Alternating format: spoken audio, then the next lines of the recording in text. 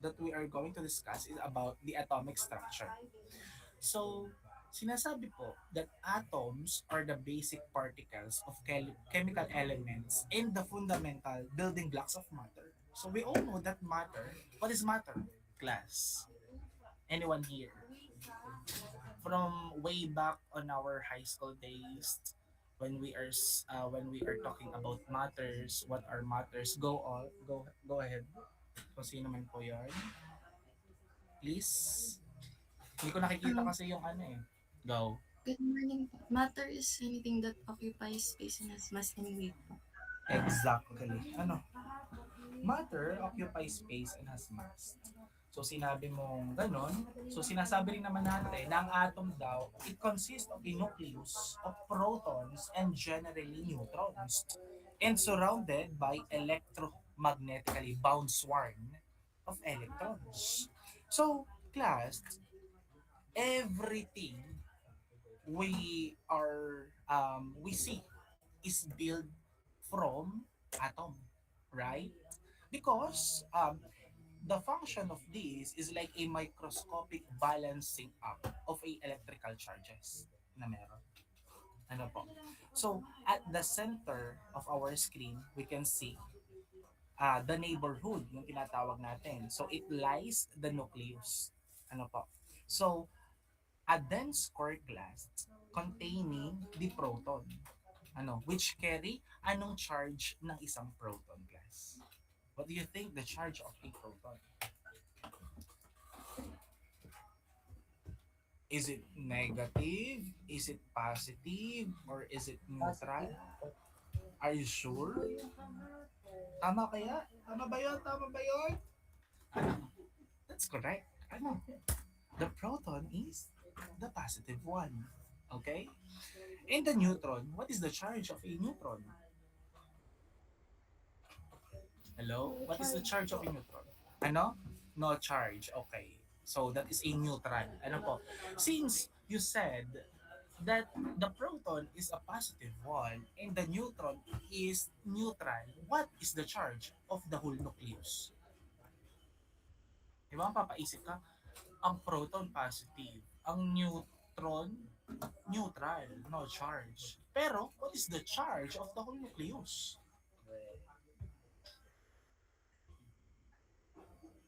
Hey, what is the charge of whole nucleus? Anyone? Siguro po yung Hello? total Positive po. positive charge So, po. hindi ka sure. Sigurado. So, nanguhula ka lang. Ano yung basis mo that the nucleus is, what do you say?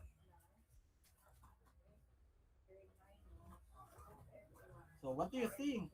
What is the charge of a nucleus? Positive Why? What do you think na ito ay positive? kasi Because po of what? kasi po ang nucleus po is made of protons and neutrons.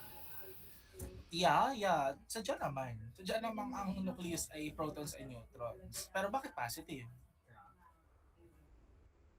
Kasi po ang neutrons po ay walang charge, tapos ang protons po ay positive. Oh, yeah. Pwede rin. I accept that. Walang charge yung neutron.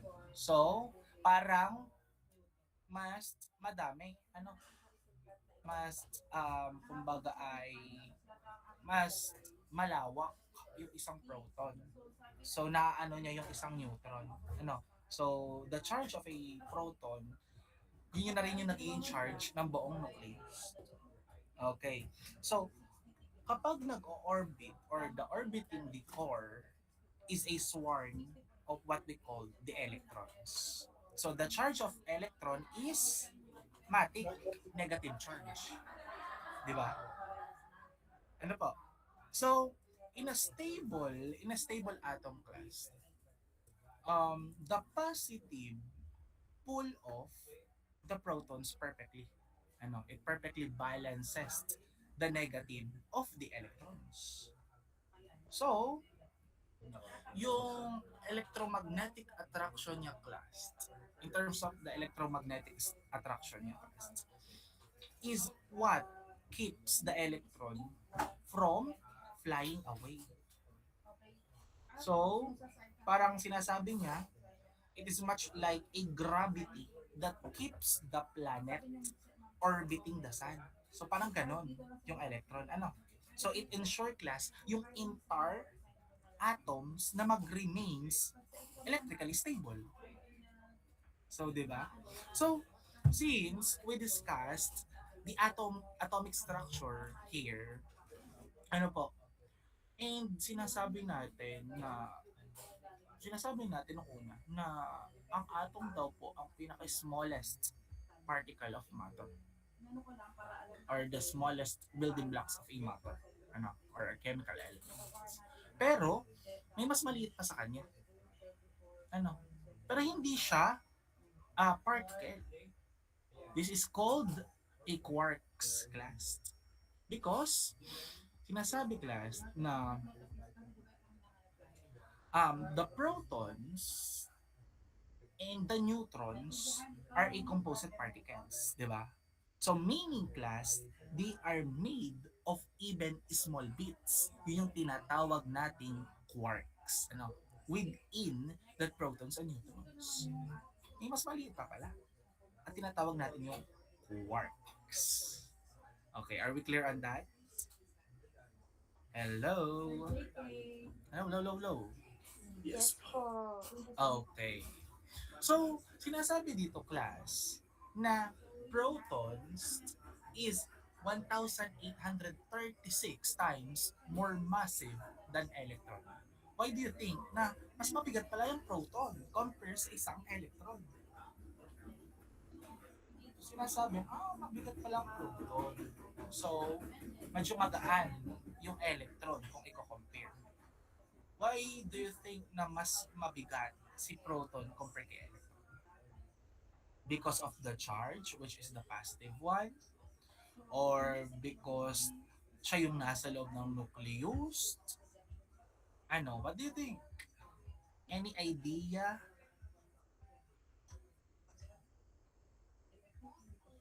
Hello? Hello, hello, hello.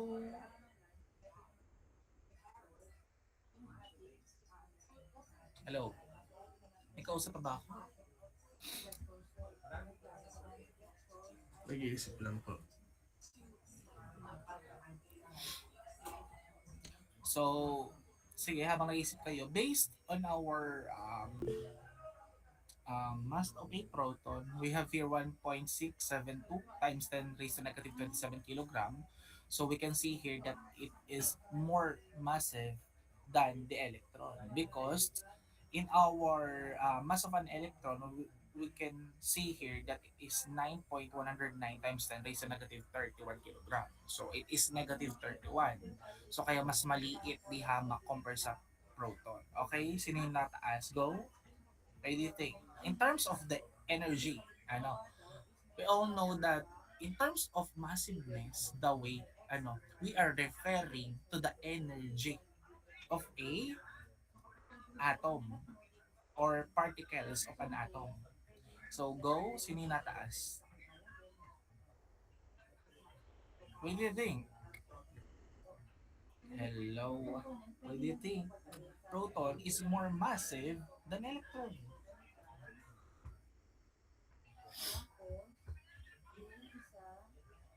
No idea? Wala bang idea? Okay. So, since wala namang naimik, ano, I will proceed. So, in terms of the energy, ano po? So, one of the most surprising facts in our presentation here is that the proton is 1,836 times more massive than electron. So, to put that in a perspective class, ano, if an electron po weigh as much as penny, ano, parang barya, ano, ang isa pong proton would be weigh as much as 11 pound na bowling ball. Ganon yung difference ng massiveness ng isang proton compare sa isang electron. In a perspective lang yan ha. Ano po? If an, what do you call this? The massive difference is is not just about the weight, ano? It is about the energy or the size of an energy na meron ang isang particles. Ano po? Because yung quarks inside them, inside a proton cluster are moving at incredibly speeds. Napakabilis nun yung quark sa loob ng isang proton. And they held together by what we call the strong force. And since merong strong force, they create plus a massive amount of a binding energy. That's why the proton is more massive than electron. Okay, are we clear on that? Hello? Goods? Yes po, sir. Yes. Gets pass of the moment? Is there any question, clarification, or violent reaction? None so far? Wala naman. Hello? Okay, none so far. So far, so good daw. Okay. So, but before we proceed to the valence electron, I want to share to you the history of atom timeline at that time. So, sinasabi nila, class, na nagsimula raw ang lahat sa pag-discover ni J.J. Thomson ng electron. So, naniniwala ba kayo doon? It start the atom timeline by how or by the discovery of J.J. Thomson through his plum pudding model with the electron, the discovery of electron. Naniniwala ba kayo doon nagsisimula ang lahat? Hello?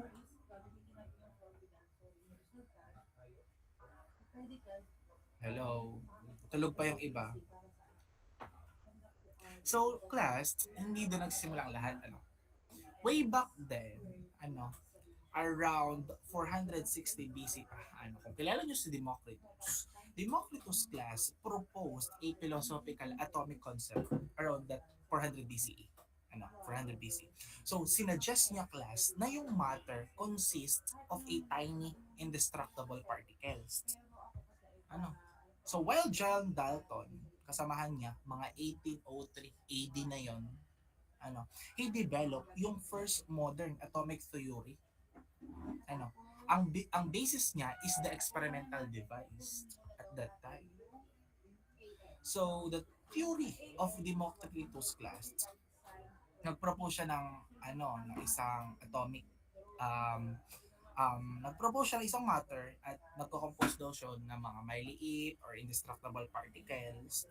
And at that time, parang siyang billiard ball. Yun yung parang, kung titignan natin, yun yung kanyang experimentation or yung kanyang proposed philosophical atomic concept. So parang yung atom daw, isang buong bilog lang, isang buong billiard ball at that time. So wala pang umiikot doon, wala pa yung nasa loob noon. So ganun pa lang at that time yung isang atom. And dumating na ito si J.J. Thomson. So J.J. Thomson introduced his experimentation, which is the plum pudding model. He introduced the electron. So electron ang unang na-discover compared kay neutron and proton. Tatandaan nyo, electron ang una through J.J. Thomson. This plum pudding model class is the fundamental particle, or this electron class is the fundamental particle with a negative charge and very small mass. Yun pala yun. So, electron pa lang pinakauna. So, the next one, sinundan siya ni Ernest Rutherford at that time.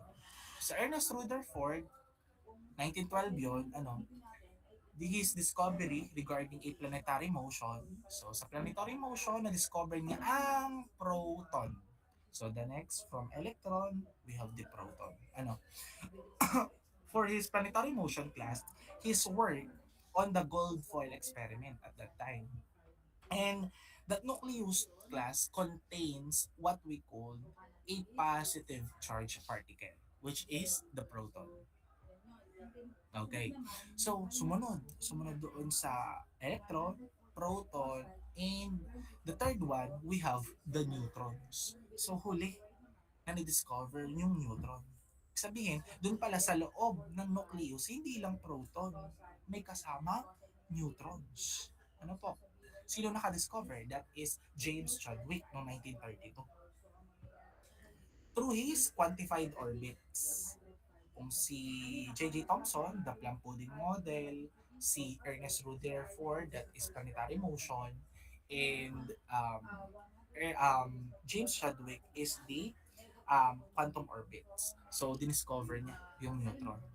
And lastly, nandito na tayo ngayon sa modern quantum cloud model. Nandiyan na yung quantum. Ano po?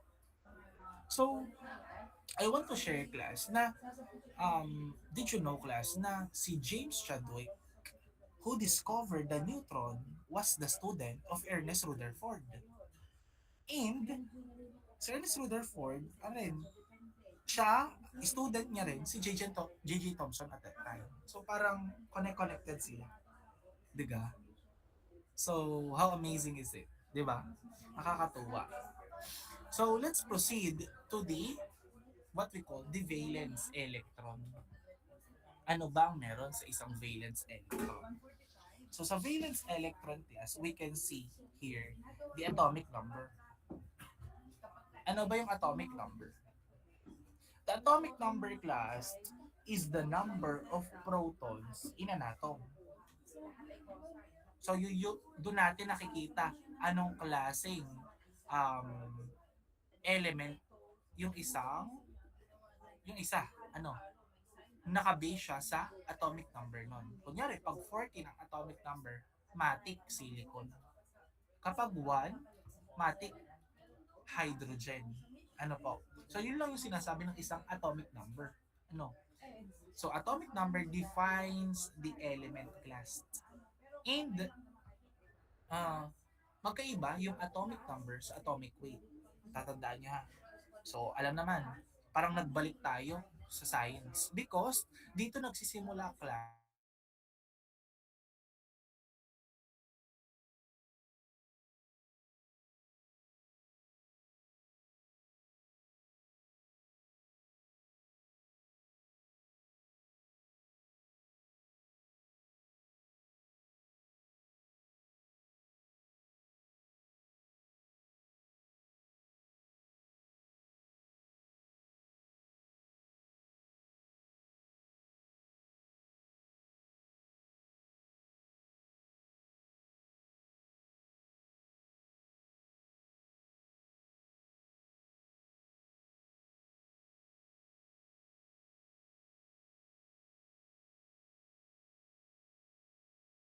story. Ay nako, mahina ang signal. Okay. Nandiyan pa ba kayo? Hello? Yes po. Okay. Dito I pa will not naman. open my camera. Maybe next time. Mamimit ko rin naman kayo. So, I will still open syempre, my mic. I will share my screen. Hindi kaya. Hindi kaya ang sayang.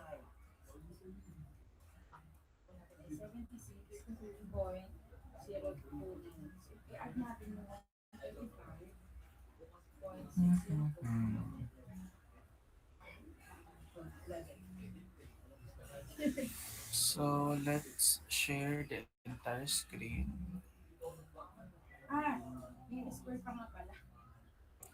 Okay, is my screen visible? Yes po. Yes. Okay. So, Yes let's po, sir. continue. So, we are here in valence electron. Ano po? Sa isang valence electron, we discussed here to continue, nasabi natin yung atomic number is, it defines the element na meron. It is the number of protons. So, kunwari, 14 siya, matic silicon. Kung 1, hydrogen, and so on. Hydrogen, sunod helium, lithium, So, ang atomic weight, yon?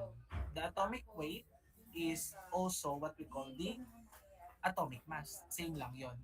Siya?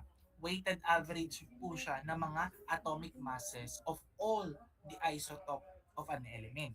So pag sinabi nating isotope class, variation siya ng mga same element with different number of neutrons in their nucleus. So tatandaan nyo. Ano po? So we can see here that those electron that resides in the outermost shell surrounding the atomic nucleus is what we call the valence electron. So ano ba yung valence electron? Kunwari po, may wait, bago ko pala yun sabihin, I want to share to you the formula kung ilan ba yung electron na nagre-reside per orbital shell. We have 2n squared. Kunyari, in first shell, we are going to substitute that one to our n. That is the first shell. So if we are substitute that, so it will give us a 2 electron. So the first orbital shell will be 2 electron. So tatandaan nyo, dalawang electron lang yung nagre-reside sa isang first orbital shell. The second one, ilan yon? That is 8 electron. So that 8 electron, tinatawag rin natin, meron tayong tinatawag na octet rule. So the octet rule class is the maximum number ng isang valence electron, which is 8. Ano po? So the third shell, kapag sinubstitute natin yung 3 sa n, matik 18 yung electron. So 18 daw po yung electron na meron sa third orbital shell. So sinasabi natin 18. So sa isang atom, meron siyang 14, di ba? 14. So 14 yon. So yung sosobra sa 8, ilan ang sosobra sa 8? 6. Di ba? Hello? Di ba? 8 plus 2, 10. 8 plus 2, 10. So, 4 lang pala yung sumobra. Because yung dalawa nasa first orbital shell, yung 8 nasa second orbital shell, and yung 4 ay nasa third orbital shell. So, yun yung sobra. So, that is what we call the valence electron. Nagkakaunawaan po tayo. Hello? Yes po. Okay, that Yes is the po. valence electron. You can see valence electron class are specifically those located in the outermost shell na nagsusurround sa ating nucleus.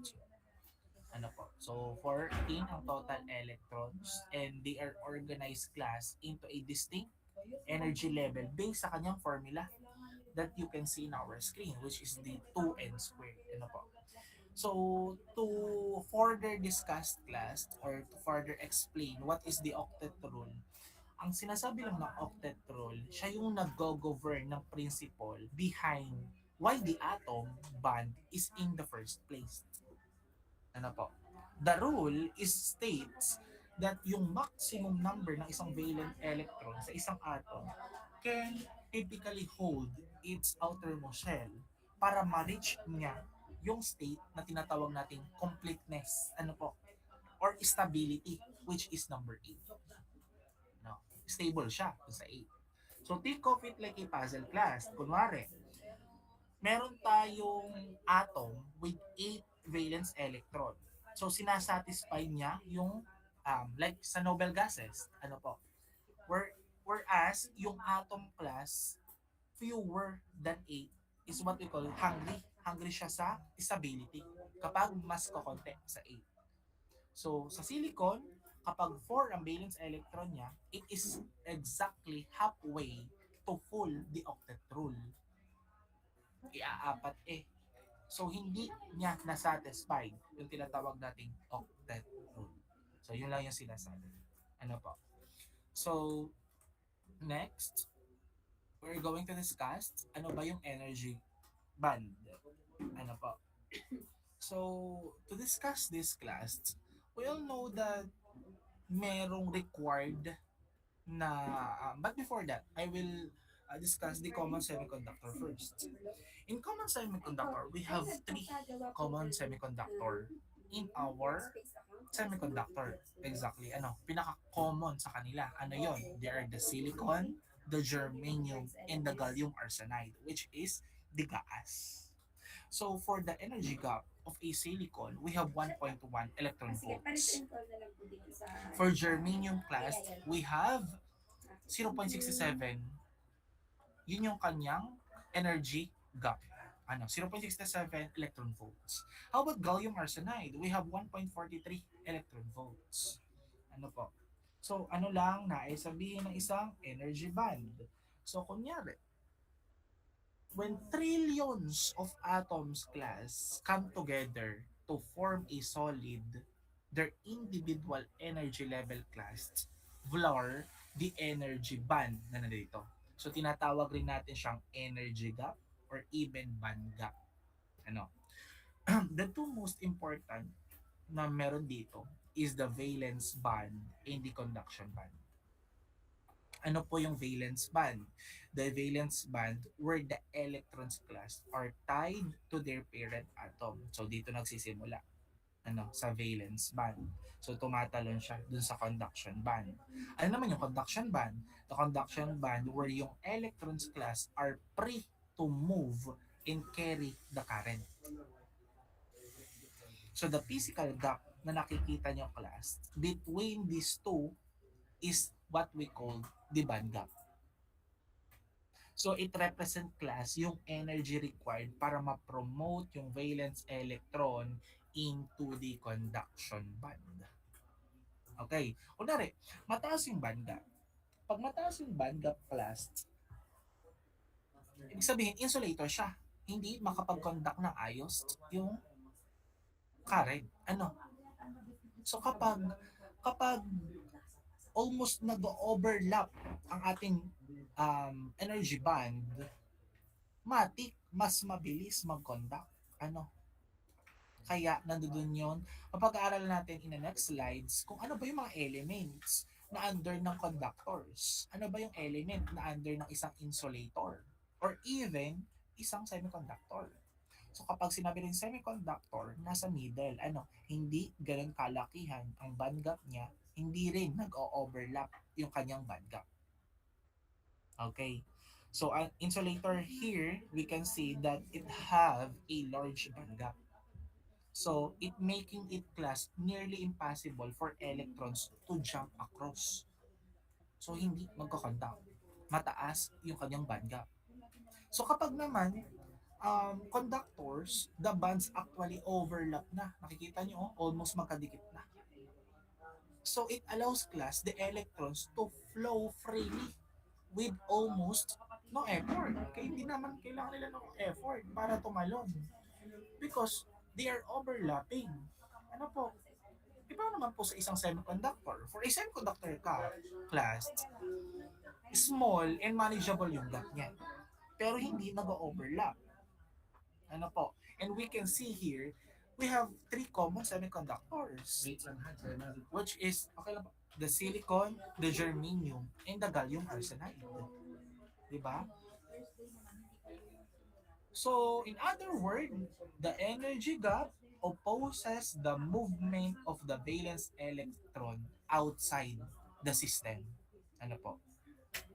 So, nais rin sabihin po, if the energy gap class is greater than the heat applied, then the electrons will not able to move. Are we clear on that, class? Hello. Yes. Yes po. Okay. Since we are clear on that, let's proceed to the periodic table of elements. So you can see here also, it is the energy required to move or transfer a valence electron at the valence band to the conduction band. Ano ba yung electron volts? So, yun yung work. Meron tayong formula. Work is equals to QV. The charge of a... Saan nyo nakita? Sa bag ko pala. Alam ko 4 pa ang inyong klase. Kailangan time ako, hello. Hindi naman ako GL. Ganun pala yun. Okay. Okay, let's proceed to the periodic table. So here, we can see our periodic table. So makikita natin, alin ba yung conductor? From the scandium to the zinc, matic, they are the transition metals, though hindi na sila kasali. So, kumbaga hindi sinasali, matic na they are transition metals. So, most of the time, the hydrogen, which is the alkaline metals, in the second group, we have the beryllium, which is the alkaline earth metals. Ang pangatlo is the boron group. So, tatandaan nyo, kapag 1 to 3, that are the conductors. So, those elements, kapag merong ganong elements or majority of that element are composed of that, matic conductor yun. So, the carbon group, the carbon or the reactive nonmetals, they are the semiconductor. So, kapag ang isang materials ay gawa sa isang silicon, matic, most of the time, semiconductor yun. Hindi most of the time, matic. Kapag gawa sa isang carbon, that is a semiconductor. How about the nitrogen group? From nitrogen group class until the helium, tinatawag natin silang insulator. Mataas na yung band gap niya, yung energy gap. So, pakakatandaan po natin yung mga elements under the conductors, the semiconductor, and the insulator. So, 1 to 3, they are conductors. The 4 is the semiconductor, and 5 to 8 are the insulators. Okay. Okay, gets? Gets pa po? As of now, hello? Tulog na.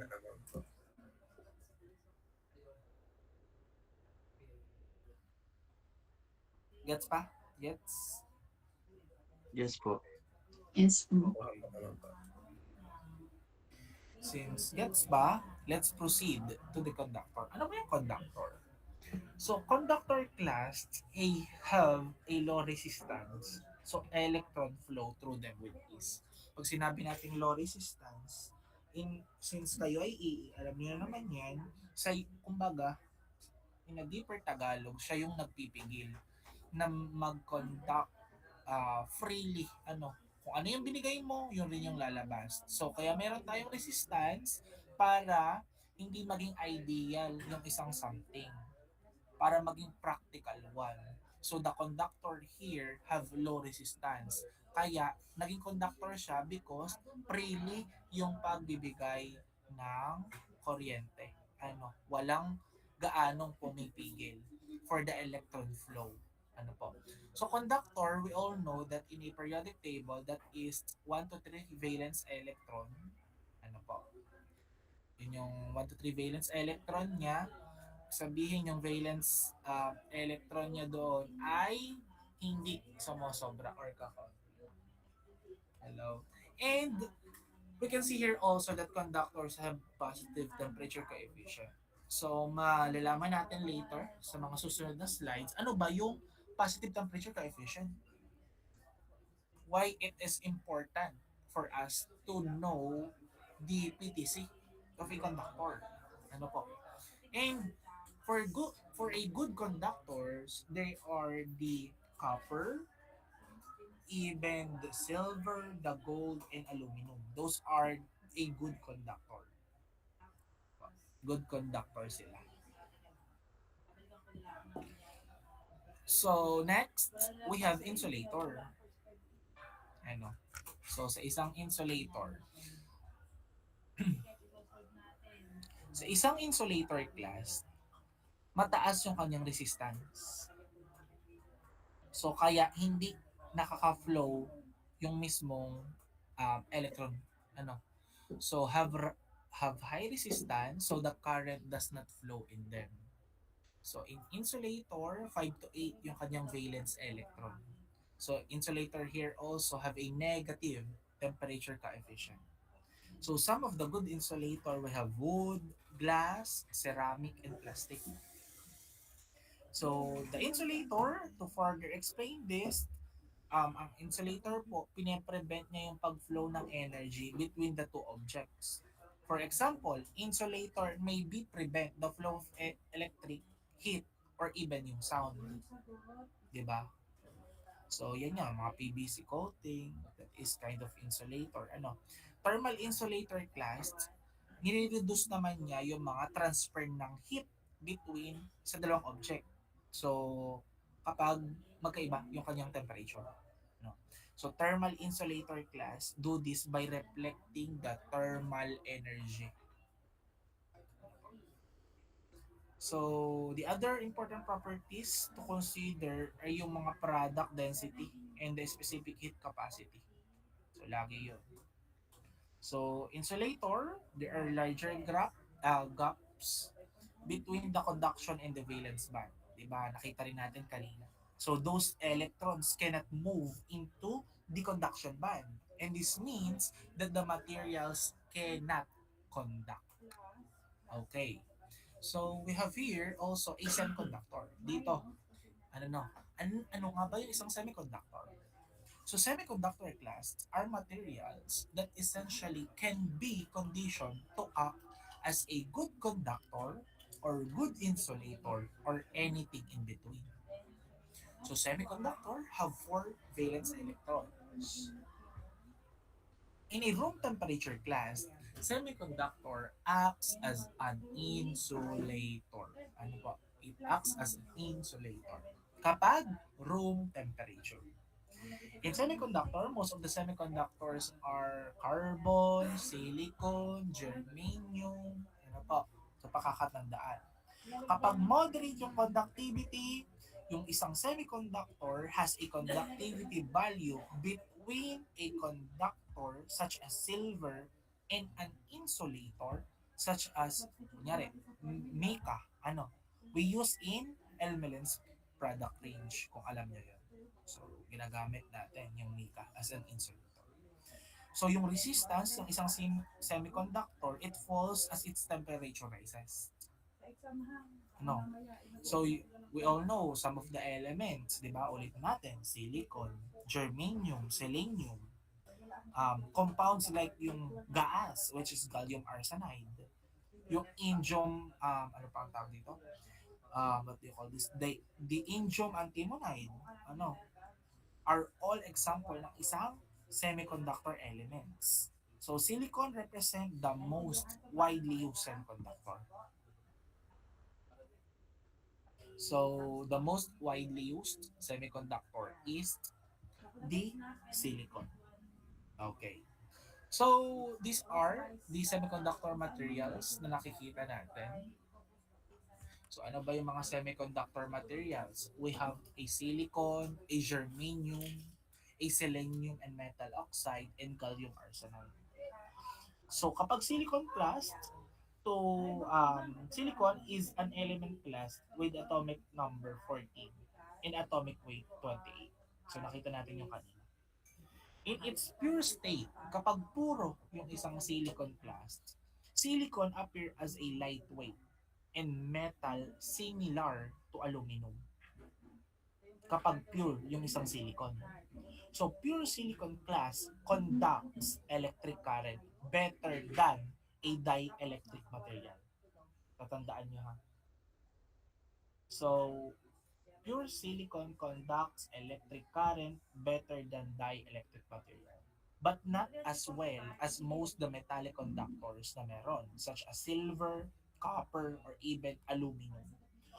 So, we all know that the Earth's crust contains silicon in great abundance, syempre. So, saan mostly natin nakikita ang isang silicon? Any idea here? Hello? Meron ba kayong idea kung saan natin mostly nakikita ang isang silicon? Tulog na po. Okay, since walang nasagot, magtatawag ako. So, let's go,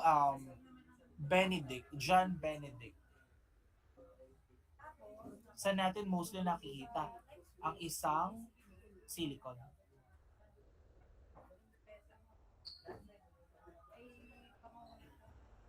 Ganito pala ang AA. Masyado mahiyain. Feeling ko mahiyain din yung magiging grades. Sobrang hiya. Ano? Ano sir? Wala nasagot eh. Hindi mahihiyain din ang grades. Pero na. Oh, tulog. Tulog rin ang grades. Nakahiga pa kasi. Kaya nga. Malalaman.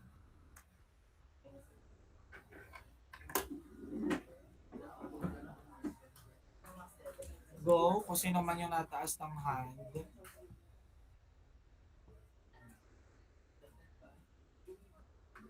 Sir, solar panels po. Solar panels, pag pure ha, we are referring to a pure silicon. Di ba? Abundant ang isang silicon. Saan natin mostly nakikita yun? Tama naman sa solar panel pero ginagamit doon. Ano? Pag pure, sa nakikita. Go. Mostly makikita po yung pure na silicone sa mga CPU. Sa Sa mga CPU po, yung mga gaya po ng mga CPU. Yes, nakikita natin nga. I mean, pag pure silicone, ang sinasabi nyo, parang example na kapag nag-add tayo ng impurities, papunta pa lang tayo doon, wala pa tayo. We are not adding any impurities to manufacture that. Ano. Saan natin nakikita yung mga silicone? Nature po. Sa nature. Saan sa nature? Sa bahay nyo ga? Or sa bahay namin, nakikita? Saan? Sa Earth's crust po. Sir, sa lupa. Yes, sa Earth's crust, sa lupa. Anong kind ng lupa? Sa mga rocks, minerals. Sa mga crustal rocks. Pwede. Tama. Quartz. Saan pa? Sa crustal rocks, sa mga bato. Saan pa? Meron pa. Saan? Mostly. Sa buhangin po, sir. Yun, exactly sa sand. Ano? In its natural state, class, silicon almost always exists tied up as a compound with other elements. So, di ba, sa industrial vendors, ini-extract nila yung pure element nito. So, doon yun yung sinasabi nyo na. So, electronic component manufacturer, mini-mix nila ng other substance known as the impurities. When we are adding impurities, we can make another material. With silicon to give the semiconductor material specific properties, nagkakaroon kapag nagmi-mix tayo ng other substance, yung silicon nagkakaroon ng semiconductor material specific properties. So the resulting solids are cut into thin slices known as the chips or wafers na nakikita natin kanina. So yun na yun, yung mostly sa mga CPU yun yung sa mga solar panels ginagamit. So pag pure pa lang, doon lang natin nakikita. Hindi pa exactly. Kapag nag-add tayo ng impurity sa kapa. So pag-aralan natin yon. Pag tayo nag-add, ano ba yung impurities na yan? So next one, we have selenium. Selenium here is the chemical element whose electrical conductivity varies depending sa kanilang intensity or visible, ultraviolet, or even yung IR, which is the infrared radiation that strikes it. So all the semiconductor class materials have this property known as the photoconductivity. Photoconductivity. Wait lang, saksak ko lang to.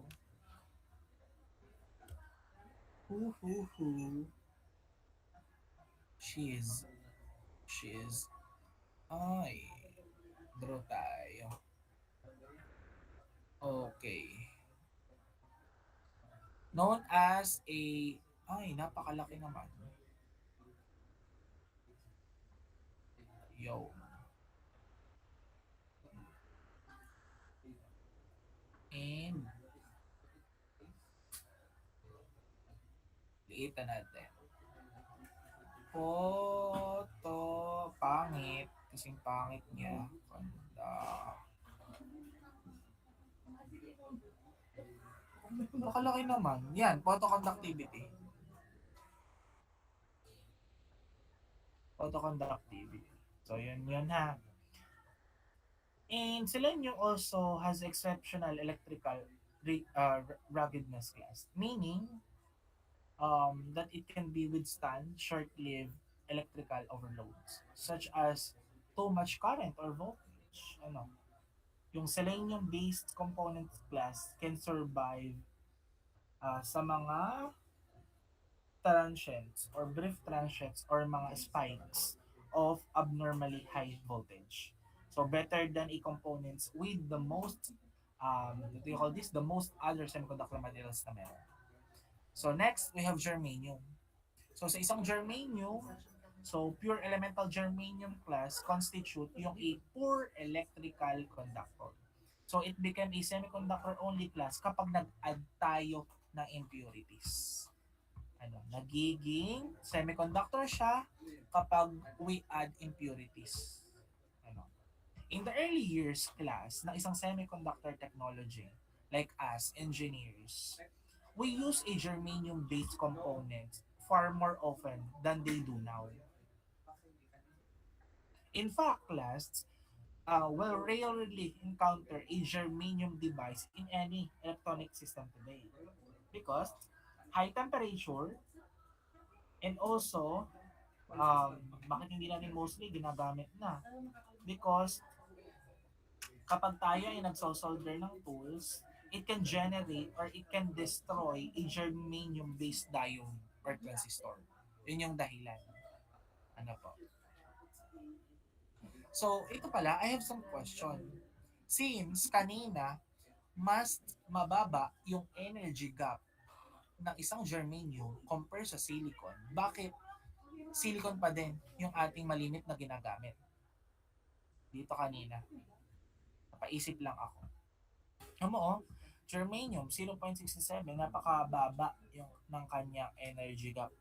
So pag mababa yung energy gap, parang mas gusto natin na gamitin. Pero bakit most of the time silicon yung ginagamit natin? What do you think? Mas madali po siyang mahanap, sir. Mas madaling mahanap? Not really. Nakakahanap din naman tayo ng germanium nung pauna. So hindi yun yung pinaka-exact answer. Another? Any idea, class? Because of stable, yeah? In terms of what? Stable siya saan? Kahit po Stable siya mataas sa... ang temperature. Yes, thermal stability. That is the number one reason. Because of the thermal stability. Tatandaan niya ha. Kaya ganon, silicon ang most na ginagamit natin. So for this metal oxide class, hindi ko pala na dito na add. Yung metal oxide class have properties that make them useful sa mga manufacturers of a semiconductor devices. Kapag iniinit natin, kapag naririnig pala, when you hear about yung mga CMOS, yung complementary or the metal oxide semiconductor, mga complementary metal oxide semiconductor devices, ito, pinagamitan ng metal oxide. So, yun yung metal oxide. And lastly, we have here the gallium arsenide. Saan malimit ginagamit ang gallium arsenide? So another common semiconductor is what we call the compound gallium arsenide. So katulad natin, engineers and most of the technicians, sinasabi nila yung chemical symbol na gas, gas, and pronounced aloud as gas. So if you hear about gas FETs, yung mga gas ICs, yon ginagamit. Ginagamitan niya ng mga gallium arsenide technology. So gas devices class nagpe-perform well kapag sa mga matataas na frequency. So ginagamit yung mga gallium arsenide Saan yan ginagamit? Sa mga photovoltaic cells, sa mga infrared LEDs, yung special sa next topic natin mapag-aral natin yung one of the special diodes na meron, di ba? The light emitting diode. So ginagamitan niyo ng gallium arsenide. Sa mga laser diodes, ginagamitan din ng gas ng gallium arsenide. Okay. Okay. So, hanggang ano oras tayo? Hanggang 10? So, we need to finish this first topic because um, masyado na tayong huli sa iba. So, I will give a 4-minute break. 8:35, we'll come back here to continue our discussion regarding semiconductor. Are we clear on that? Hello? Yes po. Yes po, sir. Okay, let's Yes po. continue. 8:35, okay? Let's have a 5 minutes break. Andiyan na ba kayo? Okay. So let's continue. Let's continue our discussion. So we are here sa temperature coefficient of resistance. So we all know temperature matters. 'Di ba? As always, temperature matters. And in materials, react to heat differently based on their internal atomic structure. So the relationship is defined by what we call the temperature coefficient of resistance. So, dinedenotes natin yon as letter A. Yun yung A dito. Ito yon. Ano? Yung A na yan yung tinatawag nating temperature coefficient of resistance. So, it represent class how much yung resistance of a material changes per degree ng isang temperature change. So, sa isang conductor, we discussed earlier, ano ba yung isang conductor? So, positive temperature coefficient yun. PTC.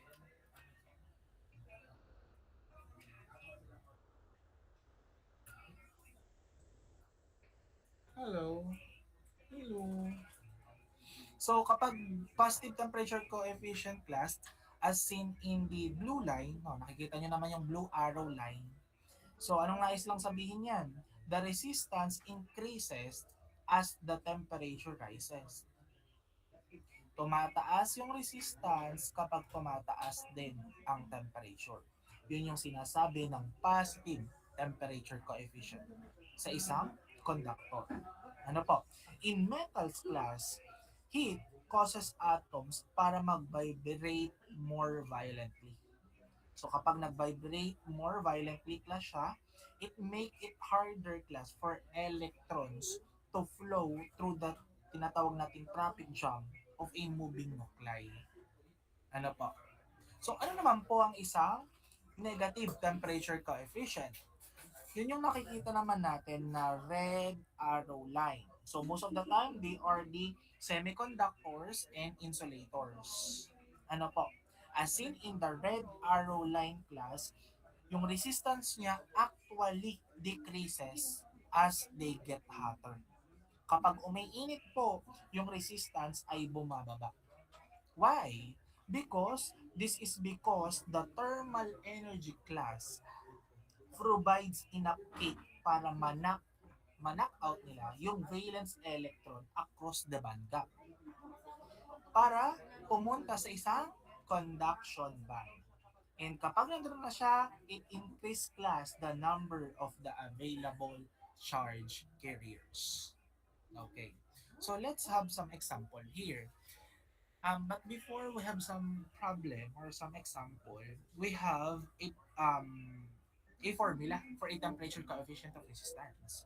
So that is the final resistance is equal to the initial resistance times 1 plus alpha, which is the temperature coefficient of resistance, times the change in temperature. So the change in temperature, we have here the, ano yun? Ay, nako naman. Ano nangyayari? So ito yon. Ang change in temperature, ito yon. Final temperature minus the initial temperature. So let's have some problem. Tatandaan nyo ha, R is the final resistance at a new temperature, yung R sub 0 or the second R, which is yung R sub 0, that is the initial resistance sa isang reference temperature. Yung alpha, that is the temperature coefficient of resistance, so most of the time they are given, and also the change in temperature, the initial and final temperature. So let's have a sample problem here. Kunwari, try natin gumawa. Okay, number 1, ay pangit. Gawin nating white. Number 1.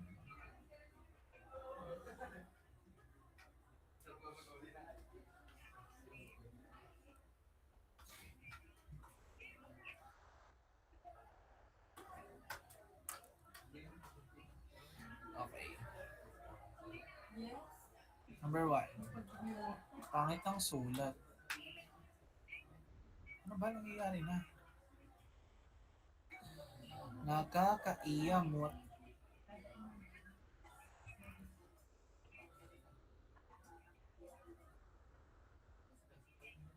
Okay. Yun nga. Okay. Number 1.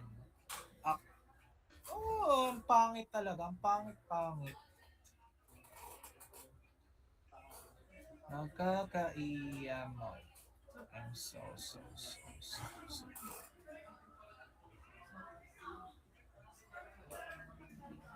Hindi na matapos sa number 1.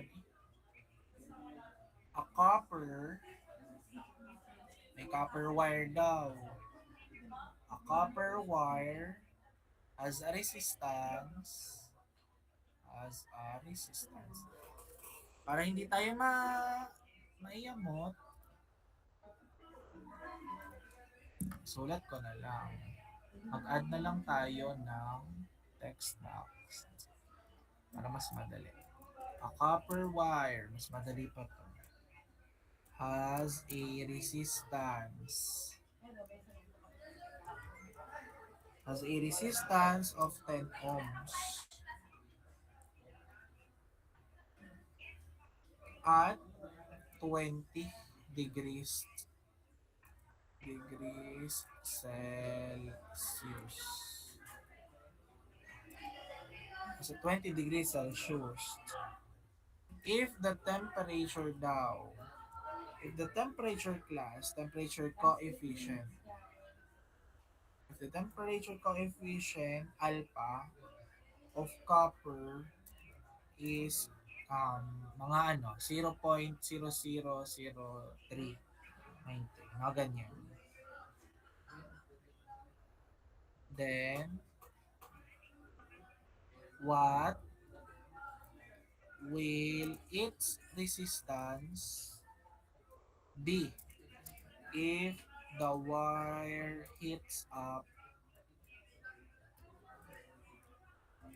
to 70 degrees Celsius? Tama ba? Okay. Gawin natin white.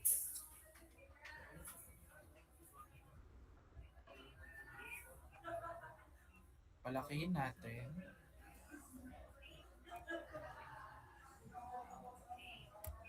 Yan. So, here is the problem.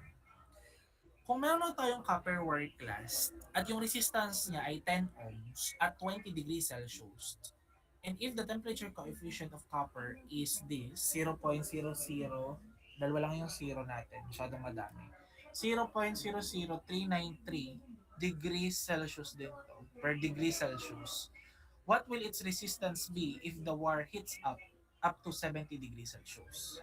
So, to solve that, the first thing that we are going to do is we are going to look for we are going to identify the variables that is present to the problem. Present problem. Ano yung mga present dito? Can you give me some variables that is present to the problem? R1. Hello. R1. Ang R1 natin are the initial resistance. Anong initial resistance natin?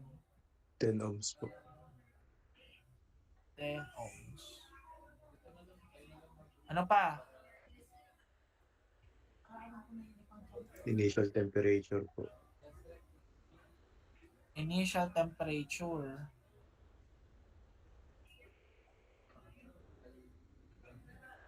Number 2. Initial temperature. Anong initial temperature natin? 20 Hello? degrees po. 20 degrees Celsius. Ano pa? Final temperature po. We have final temperature that is 70 degrees 70. Celsius. So ano pa? Meron pa ba? May nakikita ba kayong hindi ko nakikita? Temperature coefficient po. Okay, the temperature coefficient, which is yun yung alpha, is equal saan? 0.00393 per degree Celsius. So, meron pa ba? Wala na po? Wala na. So, the second one, we are going to plug it to our formula. So, this problem, we are solving for the final resistance. So, the final resistance is equal to the initial resistance, which is 10 ohms, times, so natin siya minumultiply, 1 plus the temperature coefficient, which is 0.00393, ano po, times, minumultiply natin siya saan? Sa change in temperature. So, pag minusin nyo na to, itong dalawa. So, that is 50 degrees Celsius. So, kapag na-minus na po natin, paki-calcu, ano po ang kalalabasan? What is our final result? 11.965. That would be 11.965. 965. Ano to? Carabao? Ohms po. 965 na ohms. Okay. Thank you so much. That is our final answer. Ano? So, basic pa. Basic. That is one of the basic formula. Here Sir, in bakit our semiconductor topic. Nuggets naman. Chicken ba? Chicken?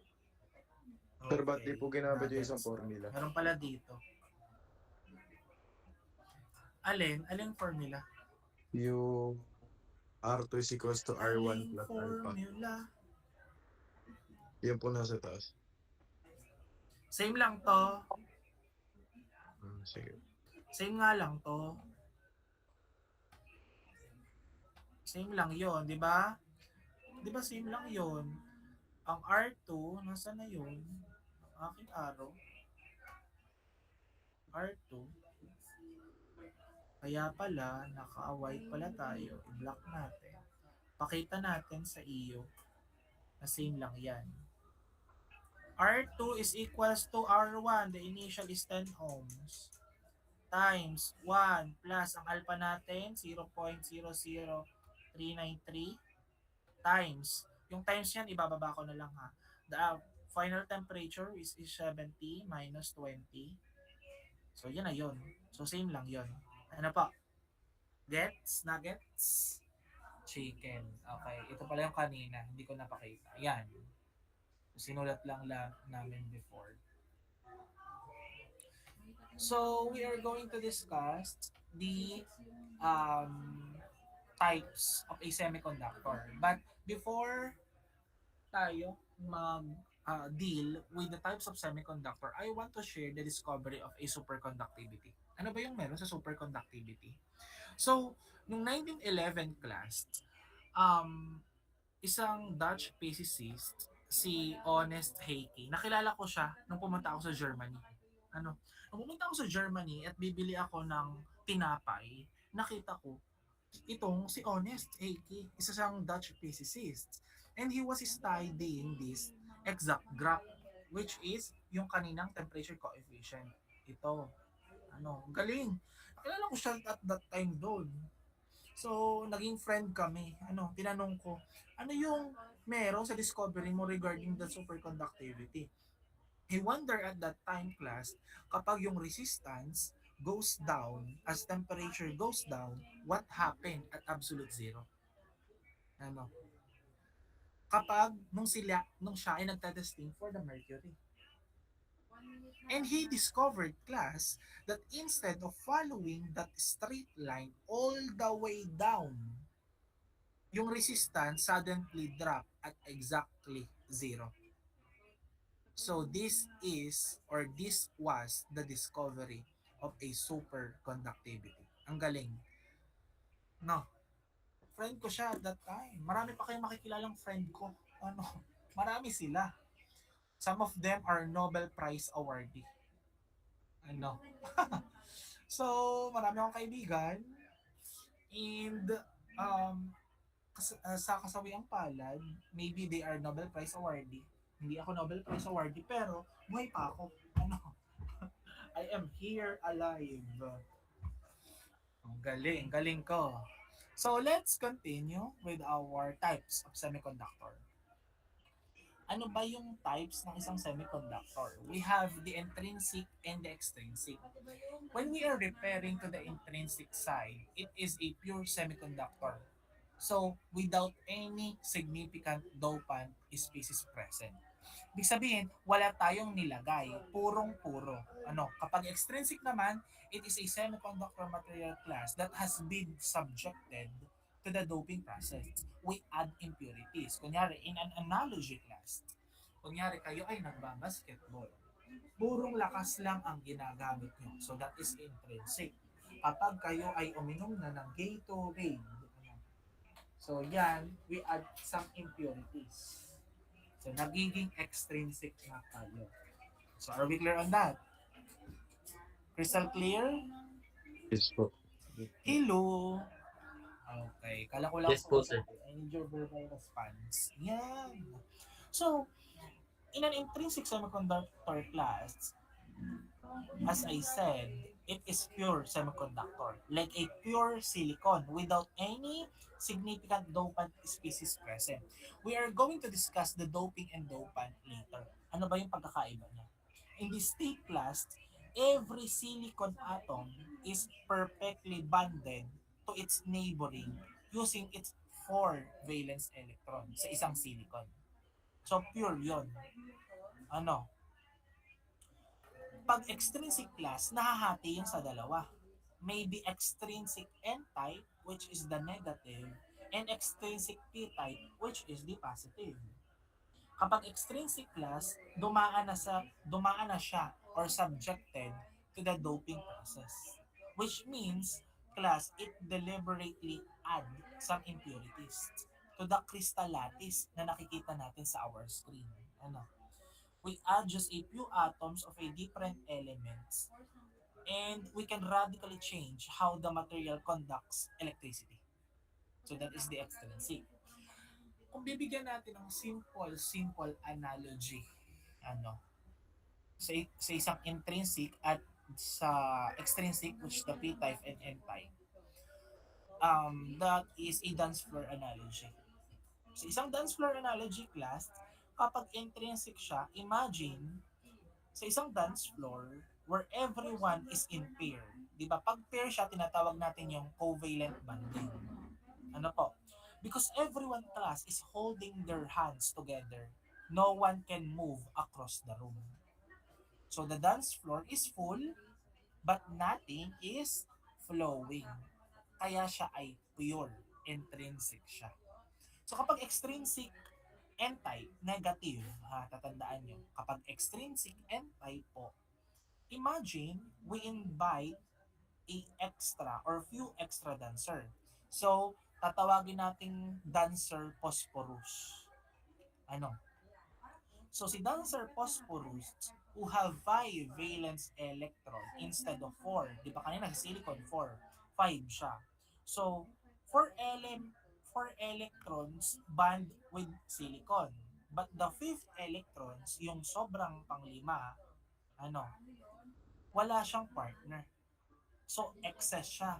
Madami yung electrons. Kapag madami ang electrons compare sa whole, that is extrinsic N-type. So, para maunawaan nyo, kapag mas madami yung excess, yung electrons, so N-type yun. Bakit? Di ba? Negative. Pag negative, that is the electron. So, yun yung clue. Pag N-type, N, negative. N negative, so electron. Mas madami yung electrons. Okay. So, kapag extrinsic p-type ay positive. Mas madami yung holes compared kay electron. Okay. So, sa isang extrinsic p-type naman, imagine, nag-invite ulit tayo ng isang dancer. Yun naman ay si boron. Ano? Si boron kasi, tatatlo yung valence electron na meron siya. So, kanina, sobra, which is phosphorus 5. Ito ay naka-refer sa silicon, which is 4. So, so si boron, tatlo lang. So, merong natirang isang vacant, which is the hole. They bond with 3 neighbors but leave an empty spot, which is the hole. So, mas marami ngayon yung hole compared kay electron. Kaya tinawag natin extrinsic p-type, which is the positive. So, naunawaan po? Yes. Hello? Okay, nauunawaan. So next, we have here the doping and the dopant. Doping class is a semiconductor. Doping in a semiconductor is deliberately the introduction of the tiny amounts of a specific foreign atoms, which is the dopants, into the intrinsic pure semiconductor. Ano po? So ano lang na isabihin ng doping and dopants? When the manufacturer class add an impurity to a semiconductor element, they call the process doping. When we add some impurities, they call the process doping. The impurity itself or the impurity material itself, they call it as the dopant. Okay. Clear tayo doon. The process is the doping and the impurity material itself is the dopant. Okay. So next, we have the intrinsic dope and the extrinsic dope. So sinasabi na in terms of charge carriers, sinasabi natin, kapag madami tayong electrons, we have excess of electrons, tayo ay tinatawag ding, tinatawag tayo? N-type, di ba? That is N-type in terms of the doping. So, N-type tayo. So, tayo yung magbibigay. We are the donor atom because we have an excess of electrons. So, tinatawag din siyang pentavalent atoms. So, pentavalent atoms, they are the donor atoms. Ano po? So, what are those elements na under ng isang pentavalent atoms? Those are the paa. Ano pag paa? Yung paa, ang paa mo daw. Phosphorus, arsenic, and antimony. Kapag merong ganyang element na nakasama sa isang semiconductor materials, siya po ay donor atom. Ito, donor atom, and tinatawag nating pentavalent atoms. Paano naman po sa p-type? Ito ay sa n-type sorry. Ito ay dito. Urahin natin. Baka malito kayo. Dito, sa p-type, that is paa, which is the phosphorus, antimony, and arsenic. Sa n-type yon. Sa n-type, that is what we call the pentavalent, pentavalent atoms, or the donor atoms.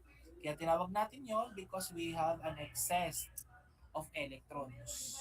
Madami tayong electrons. Kaya tayo ang nagdodonate.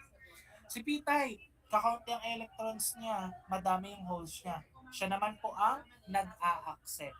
So So, tinatawag rin itong trivalent. Trivalent atoms.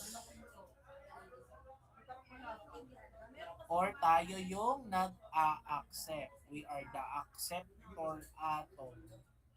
Sa N-type, they are the pentavalent. Sa P-type, they are the trivalent. So, acceptor tayo. What are those elements? Big. Big. Mahirap kasi sabihin biga. So, merong other meaning yun sa mga Bisaya. So, abig na lang. So, aluminum, boron, indium, and gallium. Ito ay aluminum, ito ay boron, ito naman ay indium, while this G is for gallium. This P is the phosphorus. Phosphorus. RUS. This A is the arsenic. And the another A is the antimony. Sorry, pangit ang sulat. So parang ganyan. So are we clear on that in terms of the doping? Clear? Yes po. Yes po, sir. Okay.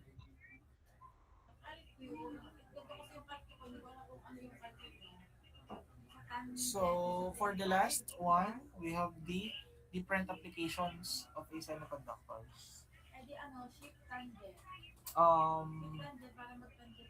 Since this is the last slides, before we go, I want to share the betrayal of a shocklist semiconductor. Noong unang panahon kasi, in terms of this history, mabasa ko siya kasi. Noong 1956, one of my best friend, si William Shockley. William Shockley is one of the inventors of the transistor. We all know that. Diba? And he start his own company.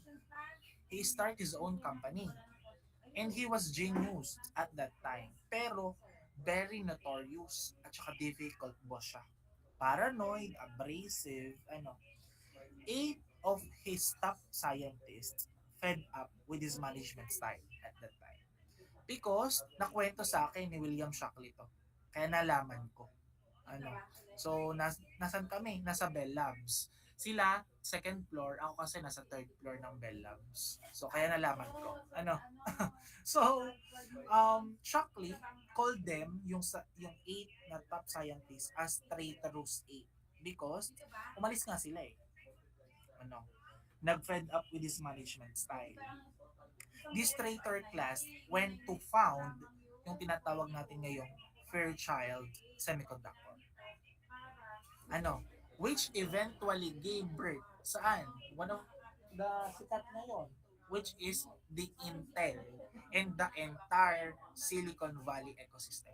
Kahit sabihin natin traitor sila ay napakagagaling. Doon ko rin nakilala yung iba't ibang scientist na ito.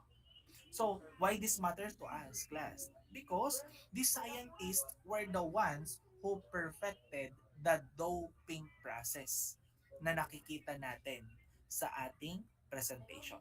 Po? And by mastering how to put the p-type and the n-type material next to each other, they created what we call the transistor. Po? And that tiny switch that allows our laptop to perform billions of calculations per second without burning our house down. Ganon kagaling. Ganon ka-amazing. Diba? Nakakatuwa. So, last slide, we are here have the application of semiconductor. So, saan ba natin ginagamit ang semiconductor?